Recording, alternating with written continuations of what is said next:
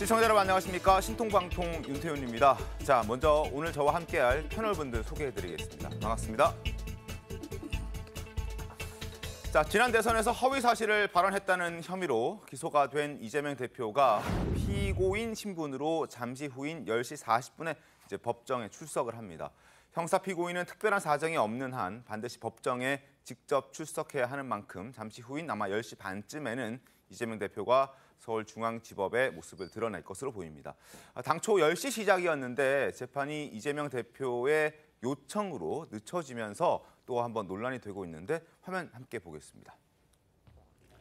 재판 시간을 늦춰달라고 이재명 대표가 요청을 했나 봅니다. 당초 10시에 열릴 예정이었고 그래서 최고위를 좀 당겨서 하겠다, 그리고 시간 맞춰서 가겠다라는 입장이었는데 그도 여의치 않았는지 10시 재판 참석 어렵다면서 재판부에 좀 늦춰달라 요청을 했고 재판부도 이를 받아들여서 10시 40분으로 변경을 해줬습니다. 변호인 통해서 재판부에 양해 구했고 재판부가 조정을 해줬다고 얘기를 합니다. 자, 구전현 변호사님, 이 흔한 일은 아닌 것 같은데 어떻습니까? 이것도 일각에서는 뭐 황제 재판이다 이런 비판의 목소리가 조금 있긴 하더라고요. 그런 얘기 나올 법한 게 사실 형사 재판에서 연기 신청이라는 걸 거의 안 하거든요. 그래서 변호인들도 이거는 하면 안 되거나 안 하는 그냥 없는 절차쯤으로 생각을 합니다. 그래서 민사 사건에서는 변경 신청을 흔히 하지만 형사 사건에서는 신청서 내는 경우가 거의 없거든요. 이게 왜 그러냐면은 형사 법정에서는 인간의 죄를 다루는 굉장히 엄숙한 그런 자리이기 때문에 민사 법정에서는 일어서서 변론하지 않아요. 근데 형사 법정은 아직도 일어서서 변론하거든요. 그런 것들이 남아 있어요. 그 중에 하나도 그래서 당사자끼리의 분쟁이 아니라 죄에 대해서 국가의 작용에 의해 가지고 판단을 하는 절차다. 굉장히 엄숙한 자리다. 이래서 개인 사정에 의해 가지고 연기 신청을 하거나 변경 신청을 하는 거는 없고 재판부도 그걸 굉장히 좀 불쾌하게 생각하는 게 보통이거든요. 이게 절차가 없진 않은데 지는 않는구나. 그렇죠. 그래서 야당 대표기 때문에 이게 요번에 한번 받아들여 준 것도 사실 굉장히 배려를 받은 것입니다. 근데 다음번엔 이런 논란도 그렇고 재판에 대해 임하는 태도에 대한 문제도 있을 수 있기 때문에 그 당무 같은 거는 조율을 해가지고 개인 사정 다들 변경을 해가지고 오거든요. 그러니까 이재명 대표도 앞으로는 이런 일은 없어야 되지 않을까 싶습니다. 알겠습니다. 자, 이재명 대표 검찰 소환 요청에도 주중에는 일을 해야 하니 주말에 나가겠다라면서 일정을 변경하기도 했었죠. 당시 목소리 들어보겠습니다. 아무 잘못도 없는 제가 또 오라고 하니 제가 가겠습니다. 주중에는 일을 해야 되겠으니까 28일 토요일에 출석하겠습니다. 저도 노는 사람이 아니고 주중에는 좀 일을 할 수 있게 좀 주말을 활용하면 좋겠다는 생각이 들고요. 제가 다시 한번 부탁드립니다. 이번에는 정말로 오지 마십시오. 가보니까 갈 필요가 없었지요. 그러니까 이번에는 정말 다시 한번 간곡히 부탁드리는데 오지 마십시오. 아무리 마음 아프시더라도 절대로 오지 마십시오. 우리 지지자 여러분들도 마찬가지입니다. 자, 오늘 10시 40분 재판이 시작됩니다. 이 선거법 위반 재판에서 이재명 대표가 행여나 100만 원 이상의 벌금형을 받게 되면 대표직뿐만 아니라 국회의원직도 내려놔야 되는 그런 상황에 처해지는데 그만큼 이번 재판이 또 중요하게 받아들여질 수 있을 것 같습니다. 한겨레 신문 보겠습니다. 이제는 법원의 시간이다. 오늘 첫 재판에 출석을 합니다. 대선 때 김문기 전 처장 모른다고 했던 부분, 그리고 국토부로부터 협박을 받았다는 부분, 그 백현동 용지를 상향하는 과정에서 그런 발언을 했던 부분이 이제 문제가 돼서 재판을 받게 되는데 허위 사실 공표를 두고 다툼이 예상됩니다. 자, 신문을 좀 더 자세하게 보겠습니다. 일단 이재명 대표 측에서는 이렇게 설명을 하고 있습니다. 허위사실 공표를 처벌 대상으로 삼고 있는 공직선거법 조항은 당선을 목적으로 출생지, 신분, 직업, 재산, 행위 등에 관해서 허위사실을 공표하는 것을 금지하고 있는데 김 전 처장을 알았는지 여부가 공직선거법에서 정한 이 행위 등에 포함이 될 수 없다는 게 이 대표 측의 입장입니다. 그래서 좀 공방이 예상되긴 하는데 최병국 의원께서는 어떻게 좀 보셨습니까? 저거는 이 대표 측은 저렇게 생각할 수 있죠. 그러나 검찰의 시각으로 본다면 왜 김문기 전 처장을, 그러니까 대장동 사업의 실무 총책하고 거의 비슷한 사람이잖아요. 네네. 그 사람을 왜 모른다고 했을까? 그거는 이제 본인이 성남시장으로 있을 때 대장동 사업과 그 관련한 여러 가지 의혹에 무관하다 이거잖아요. 네. 그거는 이재명 당시 후보로서는 대선과 직결되는 겁니다. 그러니까 그 직결되는 의혹을 피하기 위해서 한 거기 때문에 당연히 저거는 그 행위 등에 포함된다. 뭐 이렇게 생각을 할 수 있을 거예요. 그러니까 물론 논란의 대상이 되지만 기본적으로는 판사가 자 대장동에 내가 엮이는 것을 막아야 되겠다는 그것이 과연 공직선거법상 저 얘기하는 뭐 출생지, 신분, 직업, 재산, 행위 등 여기에 포함되느냐는 건 판사가 판단하겠죠. 네. 저는 포함된다고 보거든요. 네. 왜냐하면 그러니까 대장동 의혹이 이재명 민주당 후보한테 갖는 의미 이거는 거의 당락에 영향을 미칩니다. 그렇기 때문에 이게 대단히 중요한 재판이다 이렇게 생각합니다. 알겠습니다. 자, 김문기 씨를 모른다는 이재명 대표의 발언과 관련해서 이를 반박하는 정황들이 드러나 있습니다. 영상이 꽤 있죠. 김문기 씨의 과거 모습 그리고 유동규 씨의 발언까지 함께 이어서 확인해드리겠습니다. 나 얼굴 너무 많이 타버렸어. 오늘 시장님하고 본부장님하고 골프까지 쳤다? 오늘 너무 재밌었고 좋은 시간이었어. 변호사 시절 때부터 연을 맺고 대장동 사업에 온몸과 마음을 바친 아버지를 이재명 후보님은 빈손은커녕 조의를 표하는 연락 한 통 없고 모른다, 기억이 안 난다 이렇게 일관되게 태도를 유지해왔습니다. 모든 걸 다 지금 부인하고 계시고, 예, 그 다음에 좀 있으면 다시 이제 들통이 나고, 그럼 또 다른 말 하시고, 이런 것들이 이제 반복되고 있는데, 저는 숨겨왔던 때를 갖다가 다 이번에 벗겨낼 생각입니다. 말끔히. 자, 지금 고 김문기 처장의 목소리 그리고 유족의 목소리까지 들려드렸는데요. 이런 영상들이 재판에서 영향을 좀 발휘합니까? 어떻습니까? 이건 모두 다 증거로 쓰일 수 있는 내용들입니다. 그러니까 지금 기억을 어떻게 처벌하느냐, 기억에 대해서 어떻게 허위인지를 판단하느냐 이러는데 이거는 사실 법적으로 맞지 않는 그냥 정치적인 주장이고 허위인지 아닌지가 당연히 심판 대상이 되고요. 네. 허위인지가 같이 논의될 수 있는 같은 개념의 위증죄에 대해서도 아는 것을 모른다고 하거나 모르는 것을 안다고 해도 허위 사실에 해당합니다라는 걸 판사님이 항상 경고를 해줘요. 그래서 네. 그렇게 해서 처벌되는 사례들도 있기 때문에 이거를 그 기소 자체가 부당하다라고 하는 건 사실 법적으로 잘 모르시는 분들이 하는 얘기고 이거는 저런 증거들에 의해서 알 수밖에 없는 관계다. 굉장히 뭐 변호사 시절부터 알았다, 직보도 했다 이런 객관적인 사정들이 있지 않습니까? 그러면은 인간관계라는 건 스펙트럼이 있기 때문에 아버지가 자기 친아들 모른다 그럼 누가 보기에도 명백한 허위잖아요. 네. 거기서부터 모를 법한 관계까지 쭉 이렇게 스펙트럼이 있을 때 이 정도 관계는 알 수밖에 없지 않느냐라는 객관적 사정에 의해서 추단을 하는 그 재판부의 제3자적인 판단에 의해서 얼마든지 허위 여부가 결정이 될 수 있습니다. 관건은 이제 100만 원 이상의 벌금형이 나오느냐 안 나오느냐 이거일 텐데 어떻게 보십니까, 이 부분은? 제가 보기에는 지금 두 건이 있잖아요. 그래서 두 건이 다 유죄가 됐을 경우에는 100만 원을 훌쩍 넘을 가능성이 있습니다. 훌쩍 넘을 예, 왜냐하면 예전 사례를 봤을 때 이재명 대표의 사례에서도 그 공직선거법 위반으로 한번 그때 당선 무효형이 나왔지 않습니까? 네. 그때 기소된 내용 중에 한 건만 허위로 인정이 됐음에도 불구하고 300만 원이 나왔었기 그렇죠. 때문에 지금 이거는 두 개 다 문제될 때 한 개만 유죄더라도 300만 원 정도 나왔던 선례가 있고 두 개 다 유죄일 경우에는 그 이상도 나올 수 있는 거기 때문에 굉장히 좀 위태로운 사안은 맞습니다. 알겠습니다. 이재명 대표를 방어해줄 이재명 대표의 변호인들도 주목을 받고 있습니다. 소개를 좀 해드리겠습니다. 일단 선거법 위반 혐의 재판과 관련해서는 변호인이 2명이라고 합니다. 김종근 변호사, 이승엽 변호사 이렇게 두 사람인데요. 사법연수원 18기고 전 LKB 대표 변호사 그리고 아래 이승엽 변호사 역시 전 LKB 변호사 출신입니다. 지금 이재명 대표 연수원 동기 김종근 변호사는 성남FC 후원금 사건도 담당하고 있고 2018년 친형 강제 입원 사건 무죄 판결을 이끌어냈던 경험이 있고 아래쪽에 이승엽 변호사 역시 조국, 정겸식, 안희정 등을 변호해온 그 로펌의 출신이라는 점에서 주목을 받고 있습니다. 어떻게 좀 보셨습니까? 그 과거에 경기도지사 시절에 친형 강제 입원으로 똑같이 허위사실 공표로 공직선거법 재판을 받았고 네. 1심 무죄, 2심 의원직 상실형 유죄 받았다가 대법원에서 사실은 파기환송을 했는데요. 그때 했던 데는 굉장히 화려한 그 변호인단을 구성을 했었어요. 이제 지금 그때 나왔던 게 변호사 비 대남 이야기도 나오지 않습니까? 네네네. 엄청나게 화려한 그 굉장히 센 분들을 중심으로 해서 변호인단을 구성했는데 이번엔 2명으로 이렇게 단촐하게 한 것 같습니다.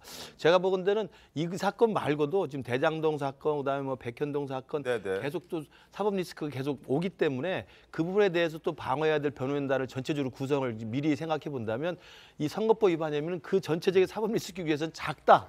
부분이 작고 비중도 작다라고 아마 생각을 해서 이번에는 좀 2명 정도 그리고 또 과거 경험이 있는 네. 이 사람 이 두 분들로 좀 정리를 한 것 같은데요. 네. 저는 아까 나왔던 그 공직선거법의 허위사실 유포에 대해서 저는 기억의 영역이라고 해서 이제 그 부분을 부인하고 있지만 그 내용에 대해서는 아까 우리 구 변호사가 설명을 잘해준 것 같고 중요한 것은 제가 볼 땐 국토부의 공문에 따라서 협박을 받았다고 하는 그 내용이 저는 훨씬 더 심각하다고 생각합니다. 기억의 영역은 자신이 모른다고 잡아뗄 수 있는 영역이라고 할 수 있지만 이 부분은 국토부에서 보낸 공문이 있고 네. 성남시 공무원들의 진술이 있고 성남시에서 내부 검토한 자료가 있고 네. 문건이 있고 그다음에 시장으로서의 지시 사항이 있을 거 아닙니까? 네. 이건 빼도 박도 못하는 근거 자료와 저는 증거들이 넘칠 거라고 생각합니다. 이제 이 부분에 대해서는 확실하게 그 기억으로 이렇게 도망갈 수 있는 부분이 아니기 때문에 저는 오히려 그리고 또 하나는 그건 국정감사장에서 한 이야기거든요. 네네네. 그러니까 뭐 인터뷰에서 그냥 물어보니까 질문에 즉답하는 게 아니라 국정감사장에서 판넬까지 준비해서 굉장히 용의주도하게 당시에 민주당 대선 후보로서 이 난관을 돌파해야만 자기가 대선 후보가 될 수 있다는 그런 위기감 속에서 철저하게 거짓을 준비해온 것으로 저는 판단을 합니다. 그렇기 때문에 저는 허위사실 유포의 신빙성이 훨씬 높게 본다고 저는 생각을 합니다. 박원석 의원께서는 어떤 의견이십니까? 글쎄요, 뭐 지금 말씀하신 대로 지난번에 허위사실 유포로 재판을 받을 때는 변호인단이 30명 가까이 됐습니다. 전직 대법관 출신도 계셨고, 그래서 호화 변호인단이다. 그게 이제 변호사비 대납이라는 그런 의혹으로까지 연결이 됐는데 그때에 비해서 굉장히 단촐해졌죠. 단촐해질 수밖에 없는 게 말씀하셨듯이 사건이 지금 여러 개이기 때문에 한 사건에만 그렇게 변호인단을 집중해서 구성하기가 어렵고. 또 다른 사건마다 성격들이 다 달라서 변호인단이 아마 좀 나눠지게 되지 않을까 이제 그런 맥락이라고 보고요. 저는 선거법상 허위사실 유포는 결국엔 재판 결과를 봐야 될 것 같습니다. 네네. 지금 예단하기가 어렵고요. 다만 이제 TV 그 인터뷰 와중에 김문기 처장을 모른다고 한 것. 그것이 당선을 목적으로 상당한 고의성을 가지고 허위사실 유포한 건가? 저는 맥락상 김문기 처장을 모르기는 어렵다고 봐요. 전후 정황을 보더라도. 그러나 그게 과연 본인의 당선을 위해서 아주 용의주도하게 고의적으로 허위사실을 유포한 것인가? 그건 좀 아닐 수도 있다고 보고. 백현동 기억이 안 났을 수도 있다 이런. 예, 백현동 문제는 결국 백현동 사건의 본 사건의 줄기하고 연결이 돼 있는 것 같아요. 지금 그것도 검찰의 수사가 진행이 되고 있는데 요는 이게 이제 배임이냐? 이거지 않습니까? 네. 그러니까 대장동에 비해서 백현동 사건이 훨씬 더 구조가 단순한 건 맞아요. 대장동은 관련자도 굉장히 넓고 사건도 오래됐고 복잡한 데 반해서 백현동은 어쨌든 그 사업자들이 그걸 개발하려고 할 때 어쨌든 종상향, 4단계 종상향을 해준 거잖아요. 굉장히 이례적이었죠. 그리고 임대주택 비율을 100%에서 10%로 낮춰주고 네. 그게 과연 이제 단체장으로서 인허가권을 남용한 그런 배임에 해당하느냐. 그 여부와 이 허위사실 유포 문제가 연동되어 있는 게 아닌가 싶습니다. 알겠습니다. 상황을 좀 지켜보겠습니다. 자, 이재명 대표의 재판 출석에 지지자들이 서울중앙지방법원 앞에 수호 집회를 예고하면서 경찰도 10개 중대나 배치를 했다고 합니다. 자, 수호 집회 동원령, 재명인의 마을 등의 커뮤니티, 위드 이재명 집회 참여 독려의 메시지들이 줄을 잇고 있습니다. 등에 화살 맞아가며 맞서는 이재명에게 힘을 모아달라 이런 목소리도 있고 댓글들을 보면 법원 입구를 질서 유지 구역으로 지정하겠다. 경찰 기동대 10개 중대 배치할 계획이다. 그리고 강성 지지자들은 오후 5시 민주당사 앞에서 수박 깨기 행사도 예고하고 있습니다. 수박, 겉은 파랗고 속은 빨간 지금 반대 측이라고 그 사람들은 얘기를 하고 있는 그 수박을 깨겠다 이런 행사를 과거에도 한번 했었는데 이번에 또 하겠다라고 얘기를 하고 있습니다. 10시 40분 재판 출석이니까요. 권중 대변인님, 일단 뭐 혼자 가겠다 이렇게 얘기한 적도 기억나는데 실제로 의원들은 이번에 안 따라간답니까? 어떻게 된답니까? 뭐 자세한 내용까지는 듣지 못했는데 많은 의원들이 가진 않을 걸로 생각됩니다. 네. 그리고 가능하면 적게 가시는 게 좋지 않을까 하는 생각도 들고요. 근데 어쨌건 사실은 지금 이제 지지자분들의 마음은 저는 이해가 됩니다. 사실 최근에 이제 구속영장 청구 내용을 보더라도 구속영장 청구의 내용이 최근에 있었던 대법원 판결의 사실과 위배되는 그런 내용도 포함되어 있었고 다분히 정치적이라고 볼 수 있는 부분이 저는 있다고 생각해요. 네. 그리고 이번에 이제 공직선거법에 따른 허위사실 유포 이 재판도 사실은 앞서 이야기해 주셨지만 어떤 기억에 대한 판단을 하겠다는 요소가 있습니다. 그래서 부당한 지점이 저는 있다고 생각하고 네. 근데 그럼에도 불구하고 지지자분들께서 수박 깨기 행사를 하겠다고 하는 건 저는 좀 다르게 봐야 된다고 생각합니다. 그러니까 당내에 저는 여러 의견이 있을 수 있다고 생각해요. 근데 그것을 아주 적대적으로 대하는 것 자체가 되려 대표께서 이야기하시는 당이 분열되지 않아야 한다는 것에 정확하게 배치되는 일이 아닌가 싶습니다. 그래서 알겠습니다. 좀 좋은 행동은 아닌 것 같다고 말씀드리고 싶습니다. 알겠습니다. 자, 이재명 대표가 줄줄이 이제 재판을 대비하는 사이에 민주당의 내부 분열은 갈수록 커지고 있습니다. 강성 지지자들이 문 전 대통령과 이낙연 전 대표를 포함시킨 배신자 포스터를 뿌리기도 하고 또 오늘은 앞서 말씀해 주신 대로 자제했으면 바라는 그러한 수박 깨기 행사까지 벌이겠다고 예고한 상황이어서 강경파 의원들까지 이런 움직임에 힘을 좀 실어주고 있는 것 같습니다. 동아일보 보겠습니다. 철험에 민주당 강경파 초선 의원들의 모임이죠. 이재명의 체포 동의안, 2차 체포 동의안이 왔을 때 이걸 차라리 그냥 들어가지 말고 어차피 재적 의원의 과반 출석 그리고 재석 의원의 과반 찬성이 필요한 거니까 우리가 169석을 가지고 있으니 아예 들어가지 말자, 보이콧하자 이런 목소리가 나오고 있습니다. 자, 보이콧하자라고 얘기한 사람은 김용민 의원입니다. 강경파의 김용민 의원.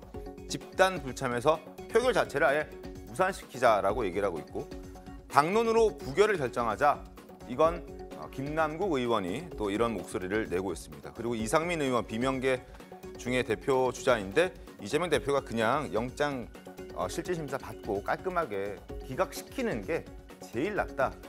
뭐 이런 다른 얘기 하지 말고 직접 출석해서 깔끔하게 기각받고 돌아와라. 그러면 정치적으로 더 유리해지는 것 아니냐 이런 얘기도 하고 있는데 서로 어쨌든 충돌이 있습니다. 이러한 충돌은 공천 전쟁으로도 번지는 모양새입니다. 신문 보시죠. 김용민 의원이 이런 얘기했습니다. 차기 총선에서 당원들과 지지자들의 선택에 따라서 심판할 수 있게 당이 길을 열어야 한다. 당원들이 공천할 수 있는 시스템을 조금 더 강화할 필요가 있다. 이런 얘기했는데 먼저 김용민 의원의 목소리 듣고 자세하게 좀 따져보겠습니다. 다음번에 다시 이런 시도를 할 때에는 차단될 가능성이 매우 높다. 그걸 어떻게 차단해요? 무경 투표는? 예를 들면은 저희가 투표하지 않는 보이콧하는 방식도 있죠. 원천 차단도 가능합니다. 예. 그런 식으로 이제 부결시키는 것이죠. 당원들이 느끼는 분노와 실망감은 매우 정당하고 저는 정의롭다라고 생각해요.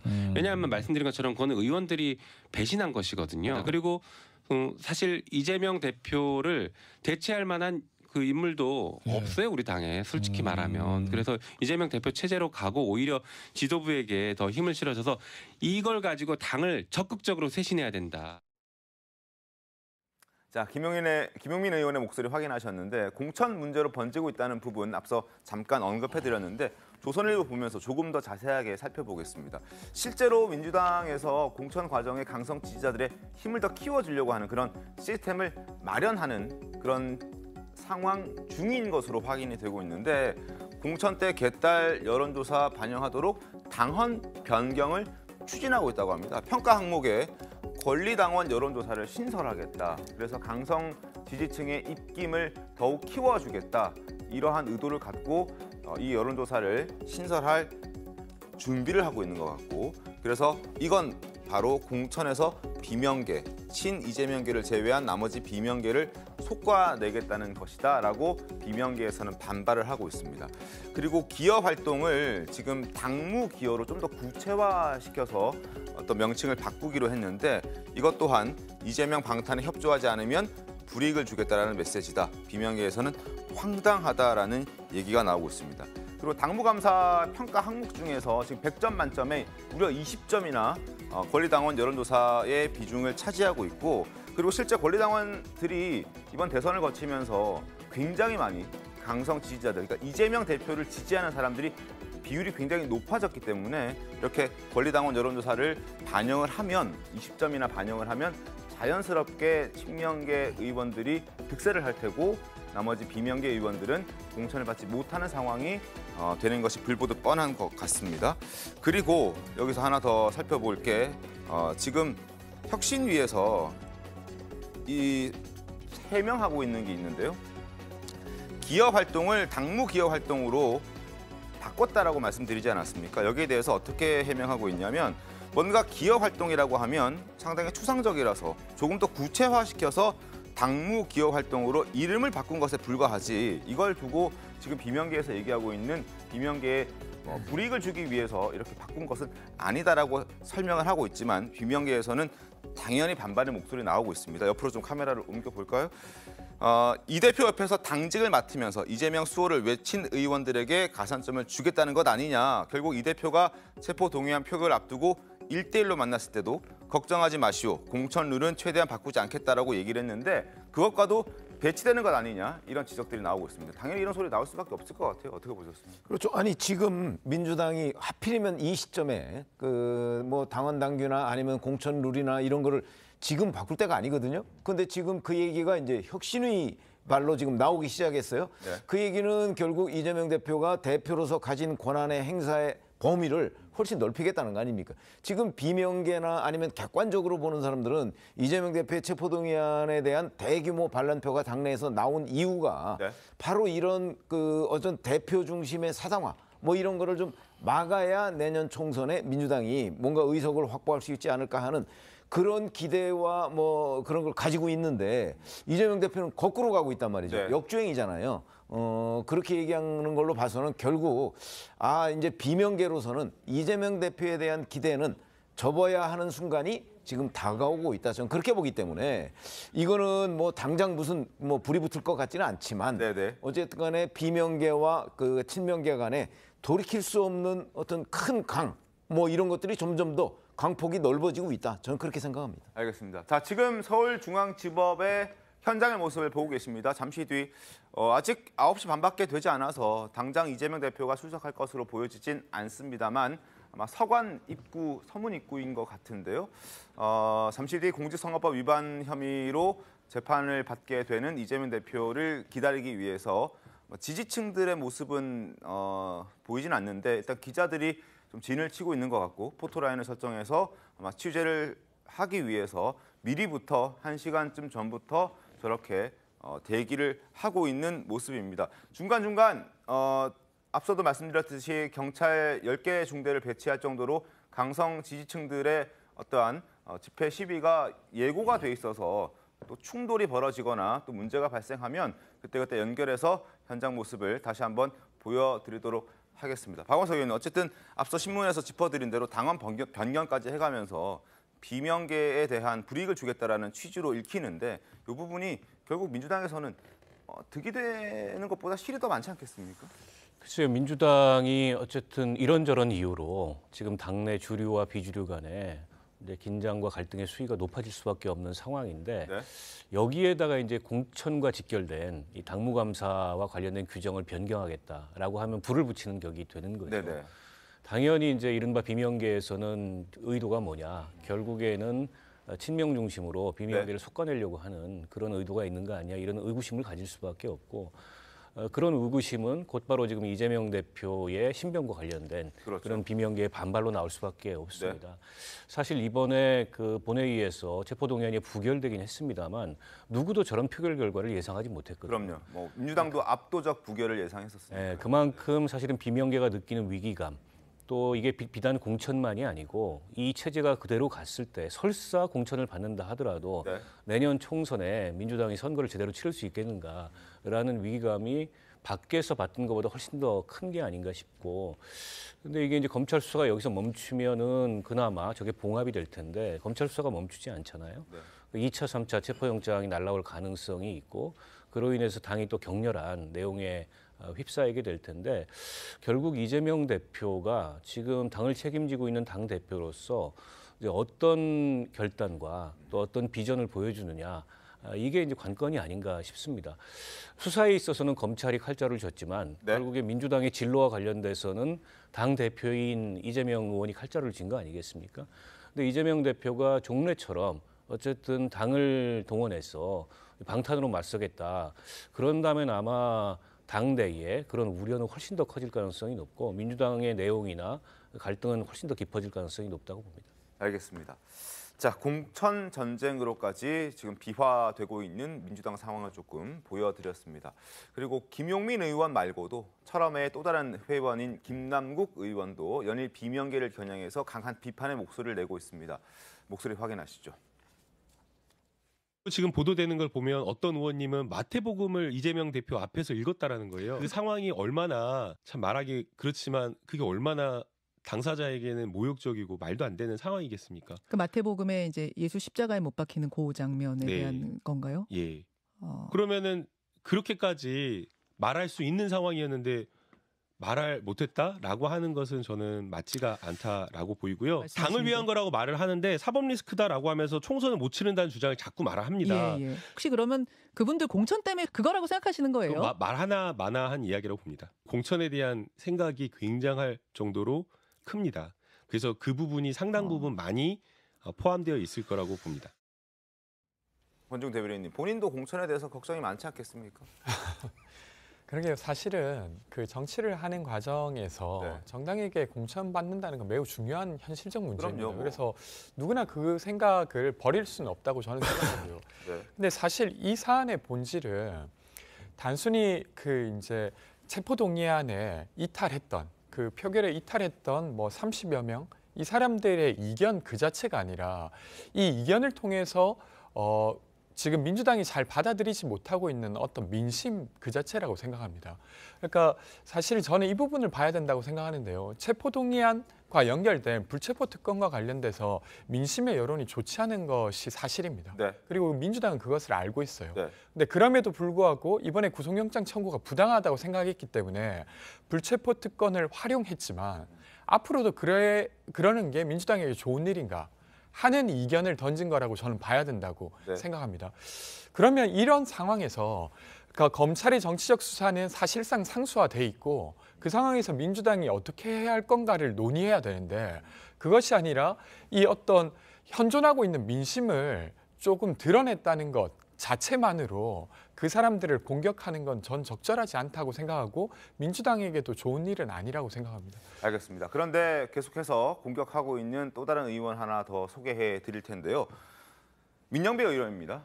지금 무소속 의원이긴 합니다만 사실상 뭐 꼼수로 뭐 이렇게 탈당했다는 비판도 많이 받았기 때문에 그리고 복당도 원하고 있는 사람이니까 보겠습니다.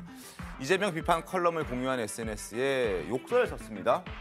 경향신문이 지금 권중 대변인이 말씀해 주신 대로 그리고 대부분 민주당에 계신 분들이 말씀해 주시는 대로 지금 사법 리스크 때문에 지금 이재명 대표 체포동의안 부결도 됐고 이런 과정들이 이재명 때문에 민주당이 수렁 속으로 빠져 들어가고 있는 것이 적절하지 못하다라는 그런 의견에 사설이 실렸는데 거기에 대해서 한 네티즌이 댓글을 달았습니다. 이 대표의 사법 리스크에 묶여서 방탄 프레임에서 벗어나지 못하는 한 아무리 민생과 경제 분야로 전장을 옮기려 해도 이 또한 쉽지 않을 것이다.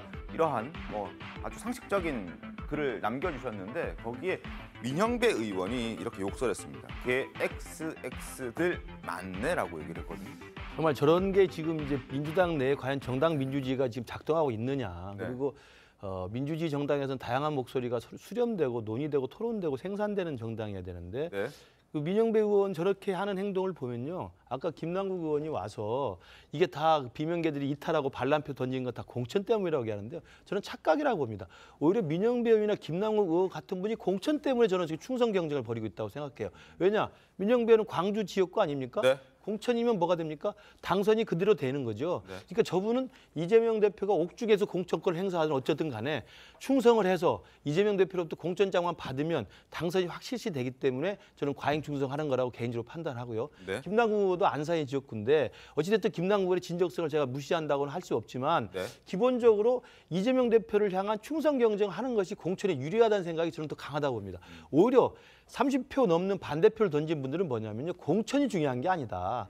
공천이 중요하려면 개딸들한테 아부하고 이재명 대표한테 옆에서 잘 충성하고 이러는 게 더 좋다고 생각하겠지만 공천을 받아봐야 이러한 이재명 대표의 사법 리스크와 민주당의 어떤 수렁수로 빠지는 상황을 계속 묵과하고 있다면 당선이 안 된다라는 저는 문제의식이 훨씬 더 절박하기 때문에 그 30명 넘는 분들은 진짜 투표장 가서 그냥 외로운 저항을 한 거거든요. 네. 저는 그렇게 봐야지. 저는 김남국 의원이 이야기하는 것처럼 반대표 던진 사람이 공천 때문에 그렇게 했다는 건 저는 제가 볼 때 현실을 전혀 매도하는 거라고 생각하고 국민들이 볼 때는 이재명 대표의 그 강경하게 지금 옹호하는 분들이 오히려 공천권을 따려고 하는 것이 아닌가 저는 개인적으로 생각합니다. 네, 뭐 저도 욕설하는 거 좋지 않다고 생각하고요. 네. 저는 민주당이 어쨌건 김건희 여사와 관련된 주가 조작 의혹이 계속 커지고 있다고 저는 생각합니다. 그런 부분이라든지 대장동 사건이 되게 주목하게 연결될 수밖에 없는 곽상도 의원과 관련된 판결 이런 것들을 특검으로 주장하고 있잖아요. 그리고 사실 여론을 보더라도 불구속 수사해야 된다는 여론도 꽤 많이 있습니다. 이런 것들을 종합해서 민주당이 앞으로 어떻게 해나갈 건가를 논의해야지 이견을 드러내는 사람들을 계속 몰아세우는 것으로 에너지 쓰는 건 좋지 않다고 생각합니다. 알겠습니다. 자, 조금 전 민주당 최고위가 종료가 됐고요. 이재명 대표가 국회를 출발했다는 소식이 전해졌습니다. 국회를 출발해서 아마 서초동으로 지금 이동하고 있을 것 같은데 출근 시간은 조금 지난 시간이기 때문에 이렇게 차량의 흐름에는 큰 문제가 없을 것으로 전망이 되고 아마 한 10시쯤 돼서 여의도에서 서초동까지 그렇게 먼 거리는 아니니까요. 10시쯤 돼서 아마 도착을 하게 될 것 같습니다. 도착하게 되면 현장 아까 저희가 연결해 놓은 상태이기 때문에 현장 들어오는 모습 바로 보여드리도록 하겠습니다. 자, 강성 지지자들은 물론이고 지금 이렇게 친명계 의원들까지 언행이 굉장히 거칠어지고 욕설까지 등장하는 상황에서 비명계가 또 비판의 목소리를 내고 있습니다. 비명계 목소리도 확인하겠습니다. 지금 뭐 색출이다 또는 뭐 살생부다 이런 좀 살벌한 얘기들이 오고 가고 그건 해서는 안 되죠. 우리 나치 시대에 그 기독교 신자를 색출하려고 십자가 밟기를 강요하고 막 그랬지 않습니까? 네. 우리 민주주의 가치를 가장 근본 또 앞장선 최우선 가치로 여기는 우리 더불어민주당에서는 이런 정치 문화는 있어서는 안 된다라고 생각합니다. 저 같은 사람이야 7년 내내 시달리는 사람이기 때문에 굳은 살이 배기고 내성도 생기고 해서 아무렇지도 않습니다만 처음 당하시는 분도 계실 거예요. 그분들은 뭐 놀라가지고 나는 부결표 던졌어요. 뭐 그런 분도 계시다고 하는데 날라오는 문자를 보면은 뭐 저를 비롯한 타겟으로 삼은 의원들을 사람으로 생각을 하는지 모르겠습니다. 십자가 밟기를 강요당하는 듯한 그런 느낌. 구자현 변호사님 어떻게 좀 보셨습니까?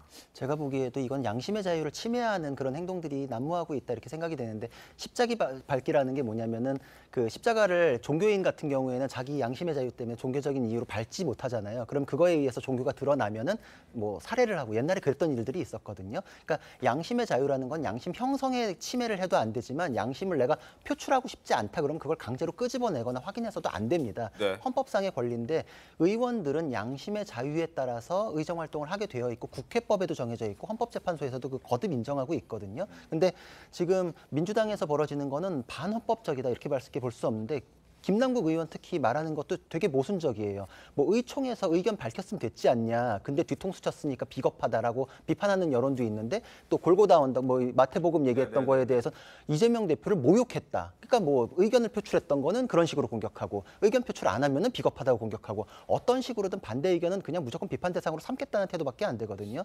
특히나 저는 김근식 교수님 말씀에 더 동의하는 게 가장 공천에 목매는 분들이 저렇게 충성 경쟁하는 걸로 보이는데 김남국 의원 대표적으로 의정 활동 이모 발언밖에 기억이 안 나는 분인데 지금 옛날에 이모 발언밖에 그거밖에 뭐 쓸만한 내용은 기억나는 게 없어요. 근데 국회의원 등극했을 때 보면은 조국 교수 쫓아다니면서 사랑하는 분, 존경하는 분 이러다가 또 이재명 대표 옆에 탁 붙어가지고 누군가의 반사체로서 지금 여기까지 온 것밖에 전 떠오르지 않거든요.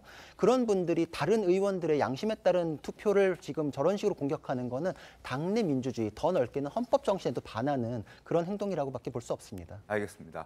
자, 강성 지지층들의 어떤 집단 움직임 조금 더 신문 통해서 살펴봐 드리겠습니다.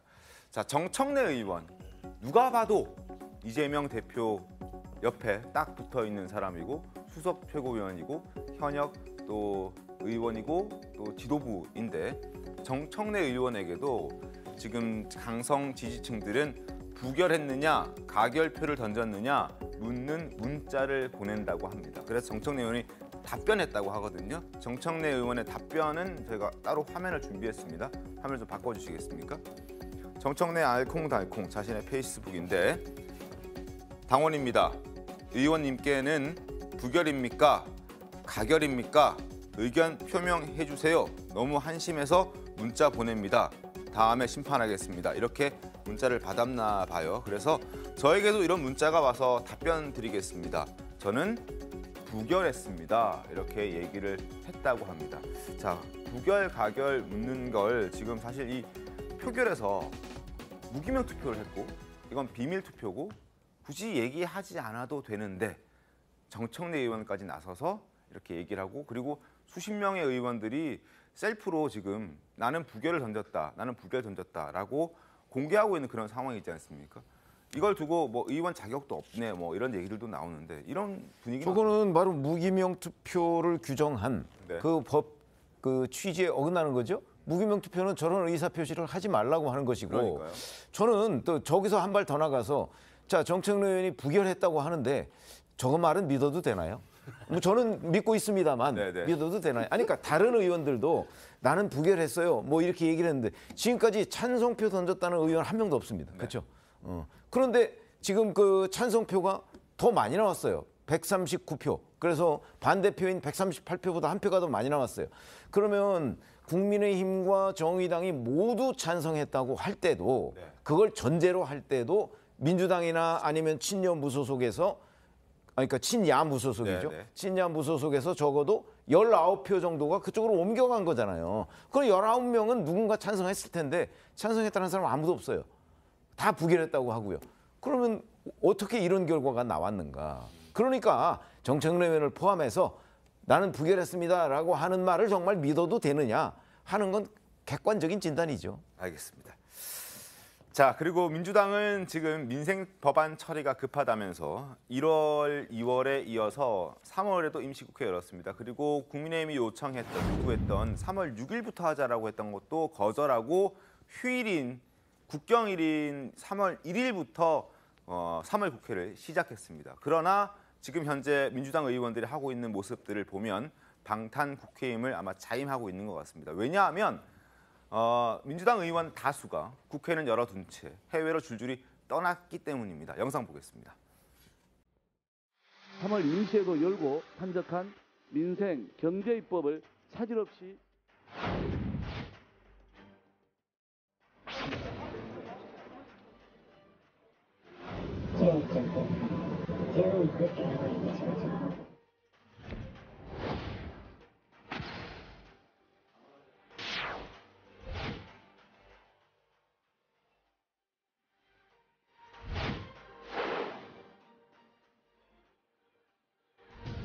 민주당 진료를 베트남에서 찾는다? 구차하기 짝이 없습니다. 지금 국민의힘에서 이 일정에 전혀 협조를 하고 있지 않으세요.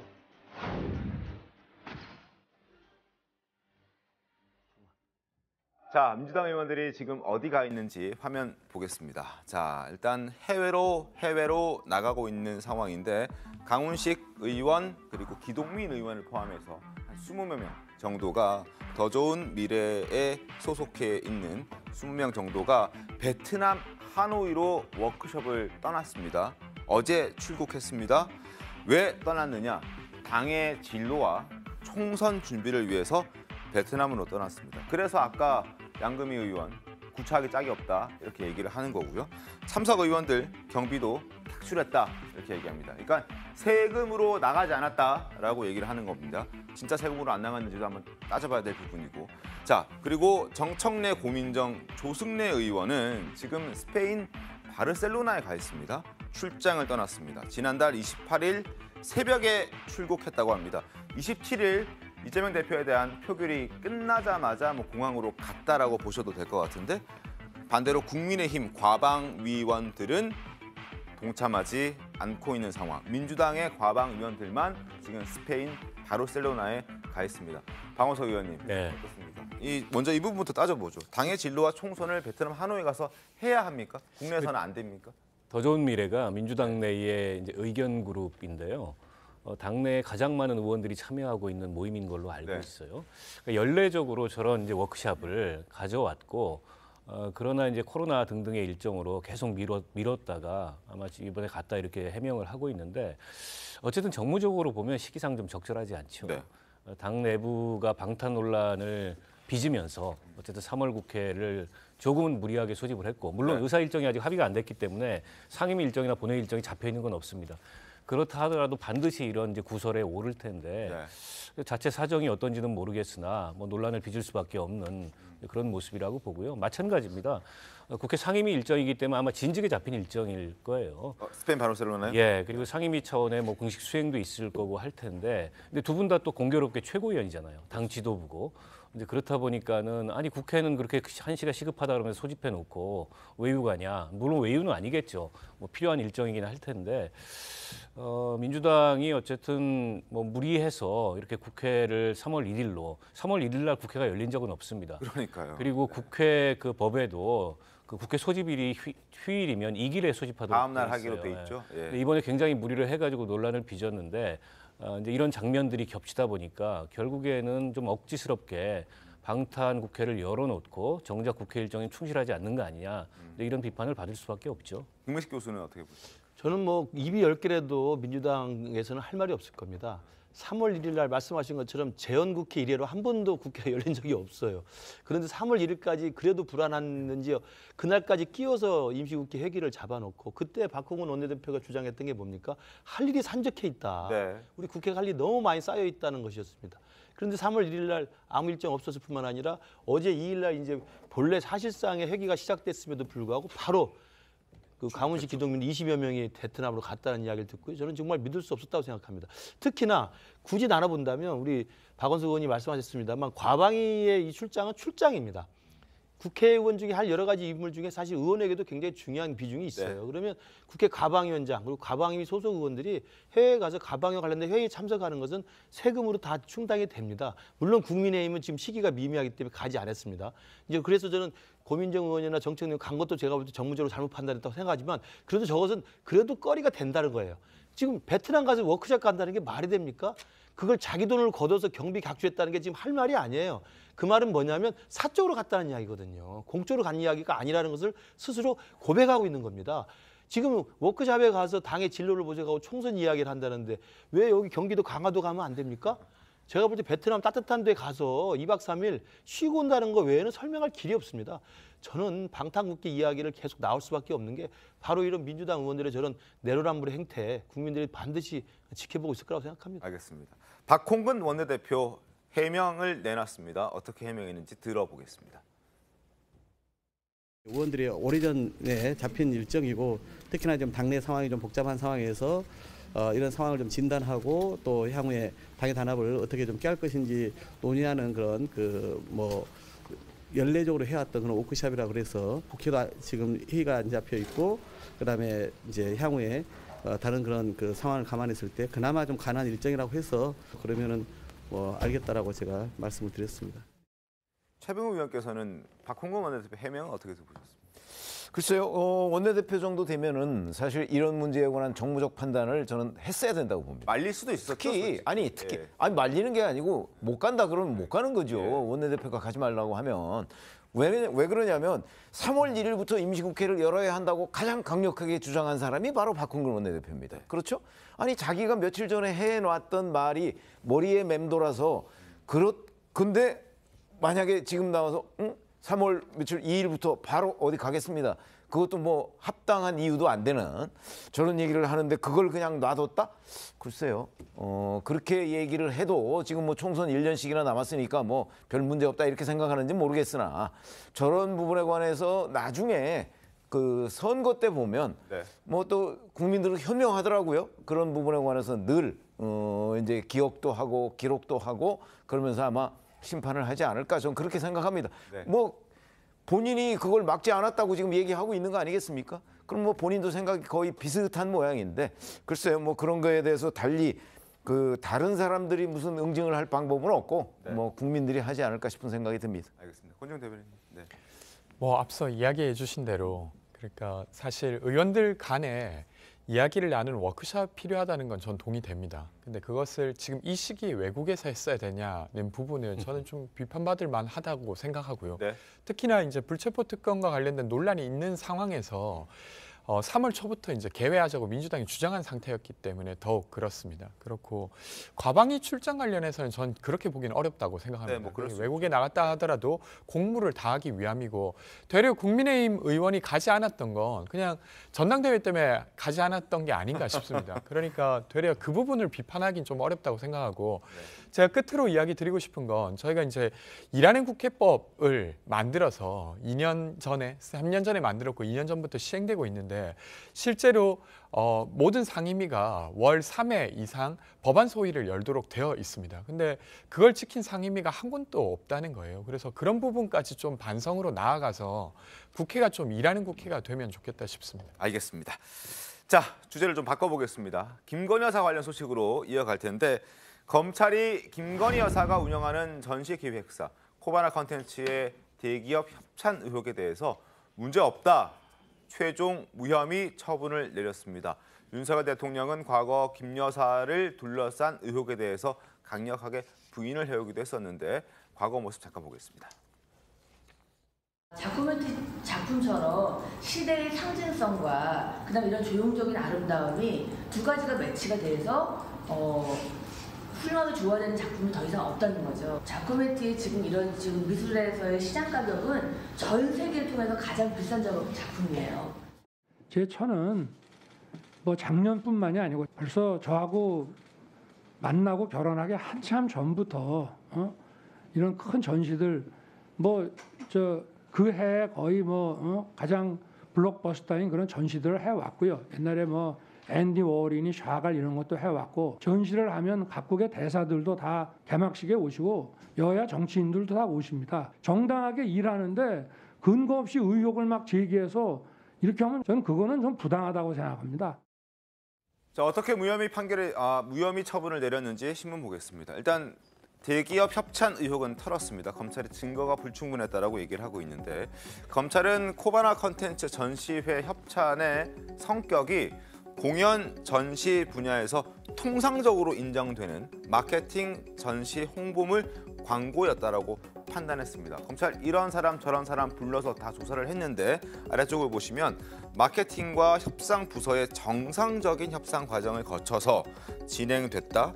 직무 관련성을 인정할 수 없었다. 이렇게 설명했습니다. 또 검찰은 협찬 기간에 기업 관계자와 수사 담당자 등을 확인한 결과 대가성이나 직무 관련성, 부정한 청탁 사실 등도 인정되지 않는다라고 판단을 했습니다. 결국 윤석열 대통령이 당시 검찰총장으로서 뭔가 검사장에게 요구할 것이 있어서 그에 대한 대가로 지금 김건희 여사가 코바나 컨텐츠 시행하면서 광고를 좀 과하게 가져온 것 아니냐라는 의혹이 있었는데 거기에 대해서는 그게 아니다라고 얘기를 했습니다. 구자룡 변호사님. 일단 대가성 없었다라고 검찰은 판단 내려서 무혐의 처분한 것 같은데 그럼에도 불구하고 뒷말이 조금 남는 게 소환 조사하지 않고 서면 조사했다 이런 것 때문에 뒷말이 조금 있더라고요. 이 부분은 어떻게? 근데 소환인지 서면 조사인지 이런 거는 사건 특성에 맞게 결정하는 것이거든요. 왜냐하면은 건 자체가 안 될 때는 아예 조사 자체도 안 하고 각하 처분도 할 수 있습니다. 그래서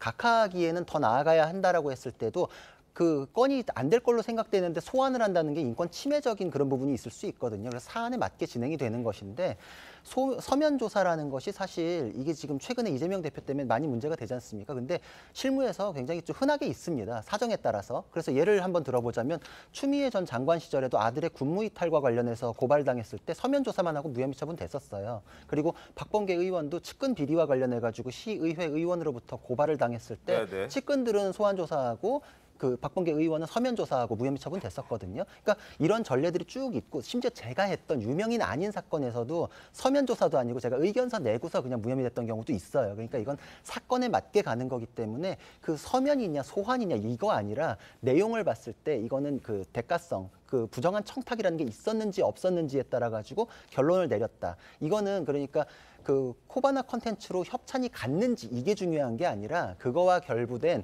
그런 어떤 대가 관계, 부정한 청탁이라는 게 윤석열 당시 검찰총장이랑 있었는지 이걸 봐야 되는데 그런 거는 전혀 없었다. 근데 성남 FC 사건은 이재명 대표가 직접 그 딜을 했던 사실관계가 나왔거든요. 그러니까 거기에 포인트를 둬서 엄연히 다른 사안이다. 이렇게 봐야 되는 내용입니다. 알겠습니다. 자, 그리고 어제 김건희 여사는 서울 맹학교 입학식에 참석했다고 합니다. 신입생들을 축하했다고 하는데 영상 보겠습니다.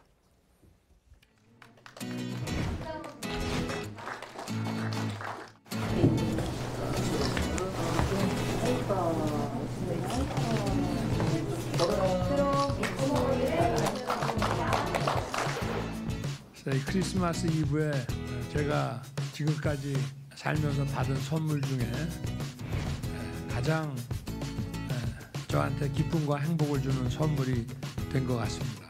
가족하고 똑같거든요. 네, 우리 부모나 형제자매랑 똑같은데.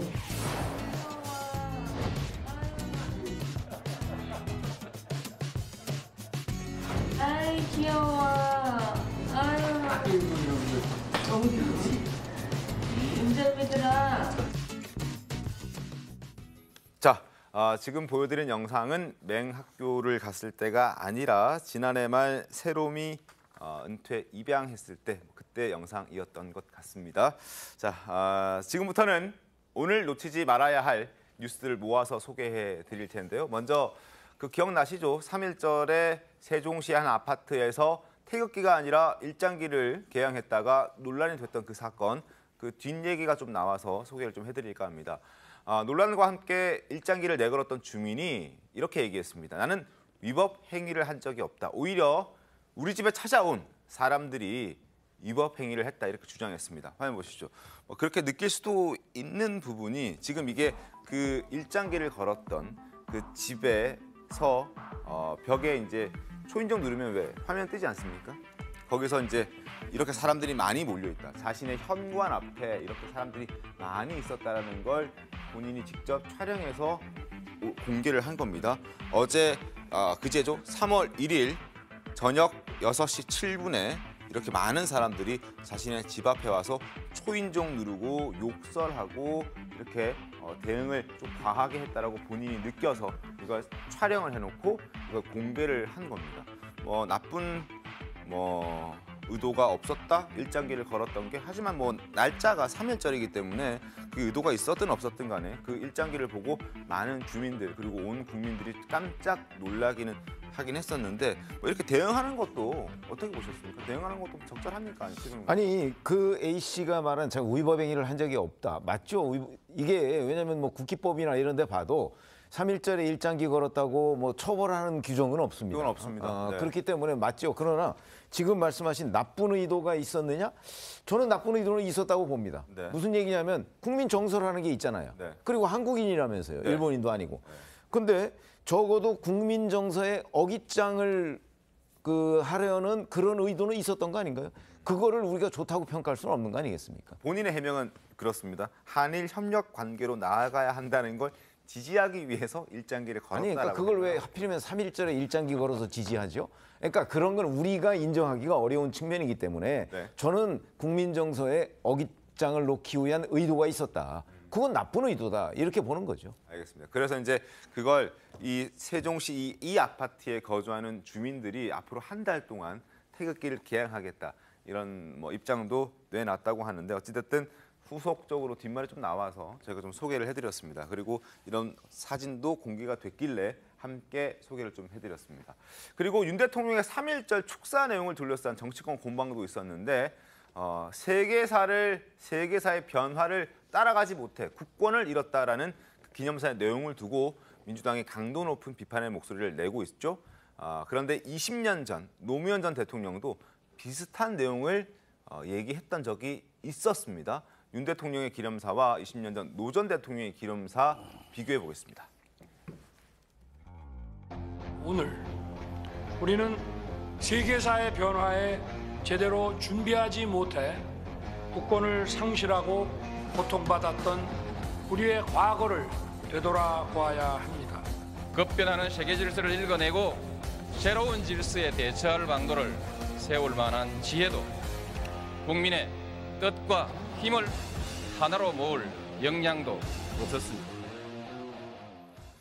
자, 민주당에서는 뭐 친일이다, 뭐 이완용이다, 뭐 이런 비판의 목소리 나오고 있는데 뭐 20년 전에도 노 전 대통령이 했던 걸 왜 지금은 비판을 하고 있는 걸까요? 그러니까 이제 우리가 과거 특히 식민지의 아픈 쓰라린 역사를 생각해 볼 때는 네. 양면이 있지 않습니까? 네. 식민지로 무단하게 왔던 무도한 일본 군국주의 세력의 이 조선 침략이라는 것이 가장 적극적인 원인이었고요. 그러나 그런 적극적인 침략의 군국주의 그 세력을 막지 못한 우리 내부의 준비 미흡도 분명히 있었던 것이죠. 항상 비극은 그렇게 내외가 다 작동하면서 벌어지는 거 아니겠습니까? 우리 분단의 비극과 전쟁의 비극도 마찬가지죠. 우리 내부의 분열이 먼저 있었던 것도 한 측면이 있었고, 그러나 공산주의자의 침략이 또 결정적인 게 있었던 겁니다. 역사는 항상 그런 거예요. 이제 그래서 저는 두 가지 측면을 다 말하는 건 틀리지 않다고 생각합니다. 그렇기 때문에 노무현 대통령도 그런 비슷한 이야기를 충분히 문제의식을 가지고 했고, 윤석열 대통령도 저는 이번 3.1절에서 그 부분을 이야기했던 거라고 보는데, 유독 이번 3.1절 기념사에 이제 문제가 되는 건 뭐냐면 3.1절 날이 뭡니까? 일본의 일제 식민지 하에서 우리 조선에 온 백성들이 목숨을 걸고 저항했던 날이지 않습니까? 네. 그런 상황에서 일본의 1차적 가해자 책임을 먼저 이야기하고 우리의 준비 부족을 이야기했더라면 논란이 없었을 텐데 그 부분이 공교롭게 빠진 거예요. 저는 그래서 이번 3.1절 기념사는 윤 대통령식의 저는 발상의 전환으로 새롭게 저는 문제의식을 제기했다고 생각하고 저는 적극적으로 동의합니다. 왜냐하면 지금에는 과거의 현실을 직시하되 미래로 나아간다는 게 한일관계 기본 방향이기 때문에 지금까지처럼 구태의연하게 역대 대통령이 과거사에 대한 반성과 사과와 통찰을 요구하는 것은 이제는 벗어나도 된다라는 자신감의 표현이라고 생각하는데, 어찌됐든 간에 3.1절 기념사에 우리 스스로의 문제점만 이야기를 하다 보니 일본에 대한 가해자에 대한 정확한 역사인식이 빠진 것으로 지금 오해될 수가 있었다고 생각이 들어서 저는 조금 안타깝다면 연설문을 쓰시던 분이 그 부분에 대한 일본의 명확한 역사적 책임을 먼저 쓰고 나서 우리의 준비 부족을 이야기했다라면 좀 했으면 하는 아쉬움이 좀 있습니다. 알겠습니다. 그 말씀하셨듯이 역대 진보 보수를 망라하고 대한민국 정부의 한일 관계에 관한 기본 인식은 과거를 직시하되 미래로 나아가자였습니다. 그런데 윤석열 정부 들어서 유독 과거를 직시화된 부분이 삭제되고 있어요. 그게 희미해지고 있고. 그러니까 지난번 나토 정상회의부터 시작해서 윤석열 대통령 취임 이래로 한일 관계와 관련된 이러저러한 대통령의 메시지와 또 액션이 있었는데, 그 어디서도 일본의 과거사에 대한 진정한 사과와 또 그로부터 파생된 여러 가지 한일 관계의 현안이 있지 않습니까? 그 현안에 대한 책임 있는 해결을 촉구하는 목소리가 없습니다. 더군다나 3.1절 아침에 대통령의 이제 기념사를 국민들이 듣는데, 과거 일제의 식민지 지배에 대한 우리 국권 광탈에 대한 이른바 우리의 책임, 내인론이라 그러죠. 그것만 얘기하다 보니까 이건 단지 실수로 혹은 연설문을 작성하는 분이 조금은 소홀해서 일제 이 식민지 지배에 대한 책임을 간과한 게 아니고 윤석열 대통령을 비롯한 현 정부의 사관 자체가 그런 거 아니냐. 이른바 우리가 식민사관이라고 얘기하고 식민지 근대화론이라고 얘기하는. 더군다나 이 한일 간의 외교상의 여러 가지 현안들이 있는데 그 현안에는 당사자들이 있습니다. 특히 강제동원 문제 같은 경우에 우리 대법원 판결까지 난 사안임에도 불구하고 지금 외교부가 보이는 모습은 그런 당사자들의 의지와는 전혀 정반대의 해결 방법을 찾고 있는데, 물론 일본 쪽에서는 뭐 산케이 신문까지 나서가지고 굉장히 환영하는 반응이 나오죠. 근데 그런 환영하는 반응이 나온다 그래서 과연 한일 양국 간의 이런 외교적 현안이 부드럽게 해결되거나 내지는 한일 간의 이 외교에 있어서 대한민국의 국익이 보장되는 게 아니거든요. 그런 면에서 대단히 좀 실망스럽고 또 의아한 그런 3.1절 기념사가 아니었나 싶습니다. 알겠습니다. 자, 지금 현재 서울중앙지방법원의 분위기는 어떤지 현장 화면 잠깐 보여드리겠습니다. 앞서 9시 30분쯤의 모습보다는 비교적 그때와 지금도 비슷하게 차분하긴 합니다만 기자들이 조금 더 많이 모여든 상태고, 그리고 이재명 대표가 왔을 때 대표로 질문을 할 지금 기자 2명도 지금 자세를 잡고 있는 그런 모습입니다. 그리고 지금 서울중앙지방법원과 검찰청 사이의 길인 것 같은데요. 그 사이 길인 것 같은데요. 아마 저쪽으로 이재명 대표의 차량이 들어와서 저기서 화면의 왼쪽으로 이제 꺾으면 아마 법원이고 오른쪽으로 꺾으면 검찰청인 것 같은데 이번에는 왼쪽으로 꺾겠죠. 자, 이재명 대표가 아마 9시 38분 최고위가 마무리된 즉시 출발을 했는데 아직 한 30분쯤 지났는데 도착을 하지는 않은 것 같습니다. 화면의 모습은 보이지 않고 있고 분주한 그리고 준비를 하고 있는 이재명 대표를 맞이하고자 하는 기자들과 그리고 법원의 관계자들이 지금 자리를 지키고 있는 모습입니다. 일단 소란이나 뭐 충돌 이런 부분은 지금까지는 없어 보이는 모습이고 뭐 앞으로도 없었으면 하는 그런 바람입니다. 자, 잠시 서울중앙지방법원의 모습을 보여드렸습니다. 자, 다음 신문 보겠습니다. 다음 신문은 요즘 좀 사라지고 있는 것들에 대한 신문의 보도가 있어서 소개를 좀 해드릴까 합니다. 대중목욕탕에 대한 이야기인데요. 과거 어렸을 때 저도 아버지 손잡고 주말 아침이면 목욕탕 갔다가 같이 아침 식사하고 들어왔던 기억이 있는데 이제 그럴 만한 대중목욕탕도 사라지고 있다라는 그런 보도가 나왔습니다. 때를 밀려면 20km 원정을 떠나야 된다. 물론 뭐 모든 지역이 다 이런 건 아니지만 여기 충북 영동 추풍령면의 주민은 이러한 고충을 겪고 있는 것으로 보여집니다. 목욕탕 없는 농어촌 면이 수두룩하다. 인구가 적으니까 그 목욕탕도 줄어들고 사라지고 그리고 코로나 이후로 목욕탕 가는 사람들이 좀 많이 줄어들기도 했었고 요즘 가스료는 전기료가 많이 오르기 때문에 운영하는데도 어려움을 겪고 있는 것 때문인 것으로 보여지긴 하는데 과거 추억들이 많이 사라지는 것 같아서 아쉽다는 생각, 안타깝다는 생각도 들고 그래서 지자체 차원에서 목욕탕을 좀 만들어주는 그런 운동도 하고 있다고 하는데 뭐 그런 일환으로 지금 이런 목욕탕이 생긴 거겠죠, 최병훈 의원님? 글쎄, 그래서 목욕탕 복지 뭐 이런 말도 이제 네. 생겼다고는 합니다. 그러니까 이제 구립 또는 뭐 시립, 뭐 군립 뭐 이런 데에서 이제 지방자치단체 차원에서 일종의 대중목욕탕을 만들어주는 거죠. 네. 글쎄, 저걸 어떻게 볼 것이냐, 뭐 여러 가지 물론 그 이제 주민들의 편의를 위해서 가능하지만 저는 개인적으로는 사실 이 민간의 영역 아닙니까? 그렇죠. 목욕탕을 하고 안 하고는 뭐 그 민간의 영역에 관이 개입할 여지는 아니다. 저런 방식보다는 그러니까 그런 관이 오히려 직접 뭐 목욕탕을 지어서 뭘 서비스한다는 개념보다는 오히려 보조금 같은 거를 해서 민간 목욕탕을 유지하는 게 더 좋은 방법이 아닐까 이런 생각을 해봤습니다. 그래서 저거는 뭐 굉장히 논란이 많은 방법이겠다. 여하튼 어찌됐든 간에 주민들한테 네. 목욕탕을 만들어주고 목욕을 할 수 있는 걸 그런 기회를 제공하는 거 그거는 좋은 일인데 어떤 방법으로 제공할 것이냐는 건 조금 생각을 해봐야 되는 부분이 아닌가 싶습니다. 알겠습니다. 자, 다음 소식은 축구 선수 메시에 대한 이야기입니다. 지난 월드컵에서 아르헨티나의 우승을 이끌었던 메시가 이번에는 동료들을 위해서 휴대전화를 선물했는데 휴대전화에 24K로 도금을 했다고 합니다. 지금 화면 잠깐 보실까요?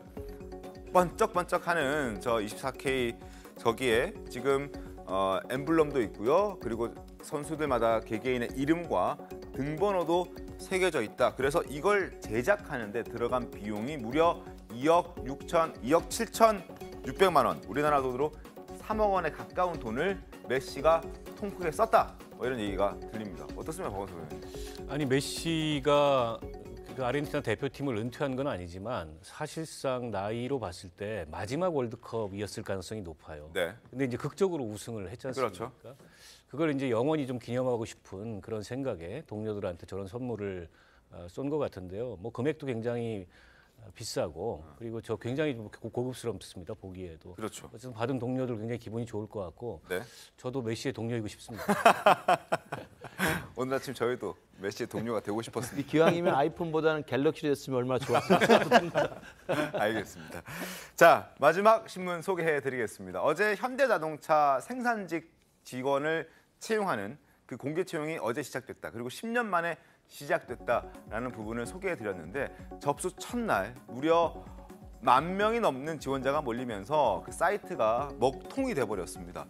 생산직 모집 첫날 북새통, 오전 9시 대기 1만 명, 홈피가 먹통됐다 이런 소식이 전해졌습니다.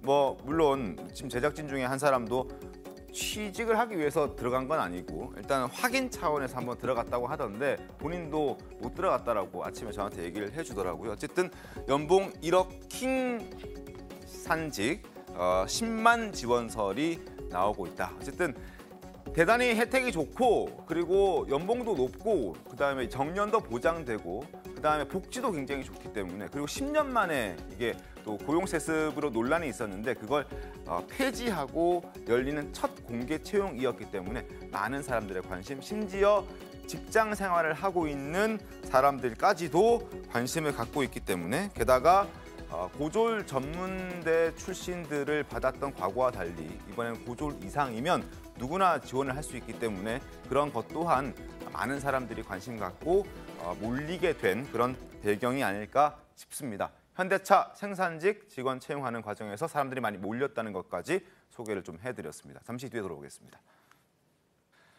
네, 오늘 준비한 시선마토 여기까지입니다. 이재명 대표 아직 서울중앙지법에 도착하지 않았다는 소식이 전해지고 있는데 일단 도착하겠죠. 조만간 아마 지금 모습 보고 계신데요. 조만간 아마 도착할 것 같고 도착하는 모습은 이후 오후 시사 프로그램에서 자세하게 전해드리도록 하겠습니다. 저는 주말 잘 보내고 다음 주에 돌아오도록 하겠습니다. 고맙습니다.